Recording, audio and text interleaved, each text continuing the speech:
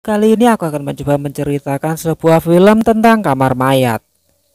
Film ini diceritakan penjaga keamanan Diego Martinez. Saat bekerja malam di sebuah rumah sakit, ia terkunci di dalam kamar mayat dan mengalami serangkaian ganjil perihal dedemit. Kata sutradara dan penulis skenario, cerita ini didasarkan peristiwa nyata. Lalu, apakah Diego Martinez akan dijadikan tumbil? Kita lihat saja. Ini Diego Martinez. Saat belanja di salah satu supermarket, tiba-tiba kekasihnya menelpon. Iya, Kelly. Kelly cuma menanyakan, kamu lagi di mana dan sama siapa dan pulang jam berapa. Dirasa obrolan itu tidak sesuai keinginan Martinez, ia segera menutup teleponnya.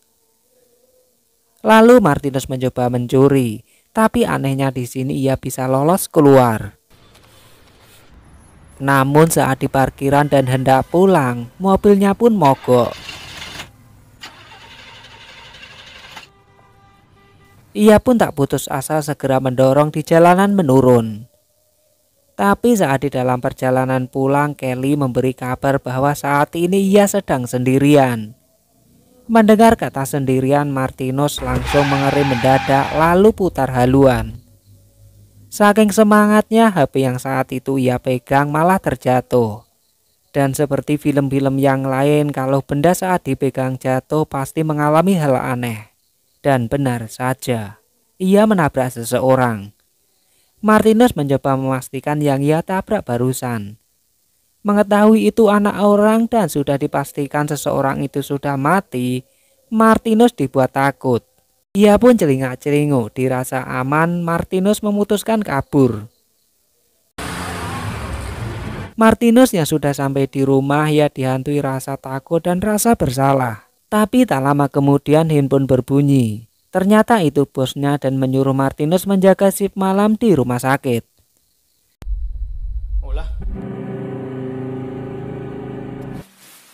Setelah tiba di sana, Martinez bertemu karyawan lama bernama Hannibal.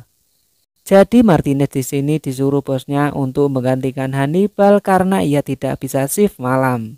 Hannibal mengantarkan Martinez ke kamar mayat dan menjelaskan apa yang harus dilakukan di sana. Saat Martinez menanyakan penyebab matinya mayat itu, Hannibal kata bahwa mayat itu matinya tertabrak dan polisi yang menemukannya. Tapi sayangnya pelaku penabrak bisa kabur begitu saja. Martinez cuma terdiam dan mengira mayat itu orang yang ia tabrak. Namun Martinez tidak berani menceritakan ke Hannibal. Sebelum meninggalkan sendirian, Hannibal mengantarkan Martinez ke ruangannya.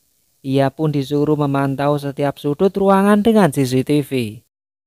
Tak lama kemudian handphone berbunyi. Ternyata itu Kelly. Di situ Kelly sangat marah ke Martinez karena ia tidak jadi datang ke rumahnya. Padahal di sini Kelly sudah menunggu dan lagi pengen-pengennya. Lalu Martinez pun meminta maaf ke Kelly sebab bosnya secara mendadak menelpon untuk kerja shift malam di rumah sakit.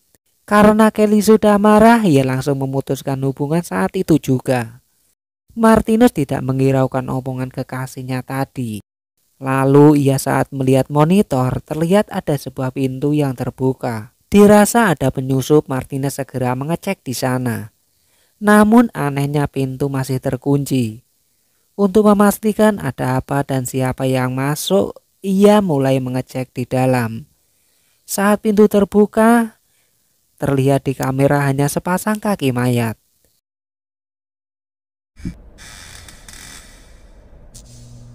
Martinez lalu melihat jendela kaca terbuka. Namun saat Martinez menutup kembali,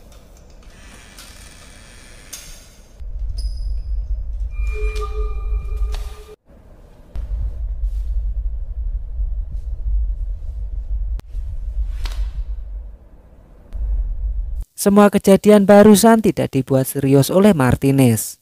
Lalu ia mencoba membuat kopi dan kembali ke tempat kerjanya. Tapi saat anteng cari gebetan di Tinder, tiba-tiba itu gelas bergerak secara sendiri dan terpental. Martinez yang kesel ia ikutan membanting juga. Saat kembali ia melihat di monitor seseorang misterius di depan kamar mayat. Martinus segera ke sana membawa bedil. Martinus menyuruh pria misterius itu untuk segera pergi dari sana.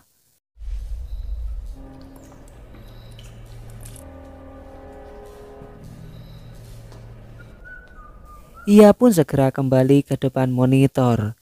Dirasa memandangi monitor itu sangat membosankan, Martinus lalu selfie sambil memegang senjata.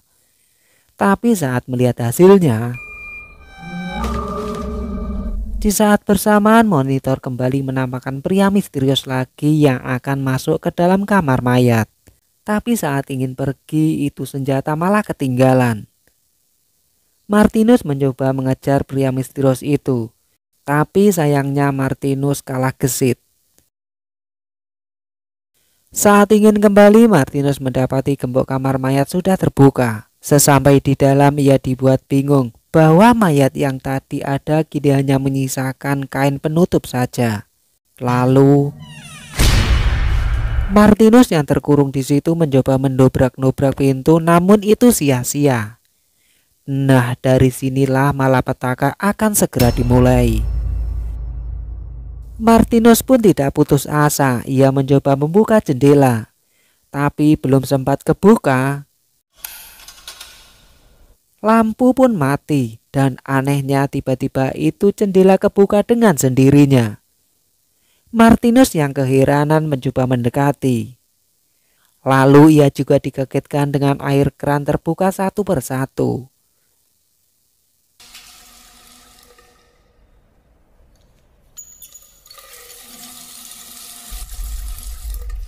Di tengah kepanikan bisa-bisanya ada telepon, namun saat diangkat,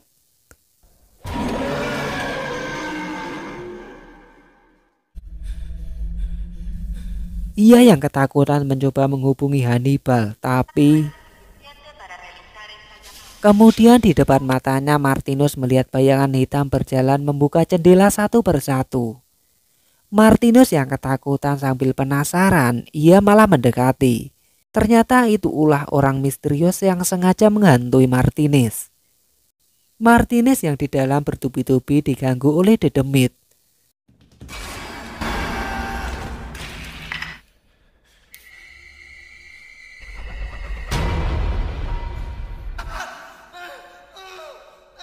Kemudian ia mendengar sosok wanita menangis di pojokan. Martinus mencoba untuk mendekati. Namun secara tiba-tiba sosok pria besar muncul di belakang dan langsung memukul Martinus. Lalu di sampingnya muncul sosok wanita yang memberinya sebuah pisau. Pisau itu Martinus gunakan menimpas pria besar tersebut.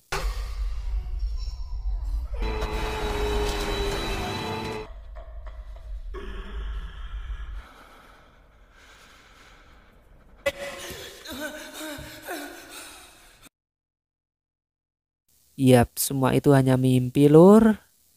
Ia dibangunkan teman kerjanya karena sudah ganti shift. Lalu ia menceritakan, malam itu ada kejadian menyeramkan dan mayat di sana hilang, Pak. Seakan Martinus tidak tahu apa-apa yang menimpa dirinya. Lalu ia memutuskan untuk pulang saja.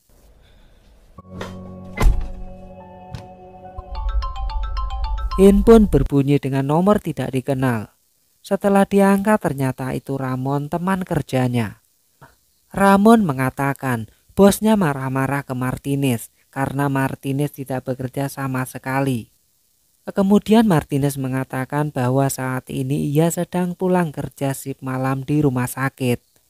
Ramon pun tambah bingung. Sejak kapan kau bekerja di rumah sakit? Kau kan bekerja di konstruksi bangunan. Sekali lagi Ramon bertanya, siapa yang menelpon pun menyuruh bekerja di sana. Namun Martinus bingung. Lalu Martinus kembali ke kamar mayat lagi. Di situ Martinus sadar bahwa yang ia tabrak waktu malam itu ternyata Hannibal.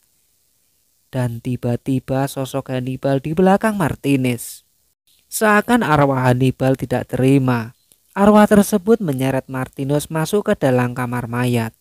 Dan kemungkinan Martinus mati di sana.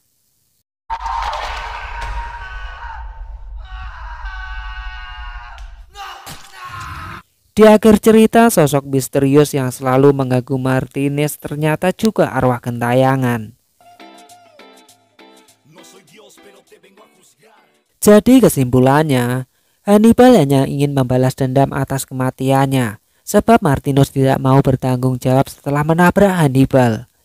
Hannibal yang sudah menjadi sosok dedemit mulai menipu Martinus dengan menyamar sebagai bosnya dan menyuruh Martinus pergi ke rumah sakit tempat mayat Hannibal tersebut. Nah, itu tadi cerita singkat film dari Marguerite 2019. Suwun yolur udah menonton sampai menit ini dan aku pamit.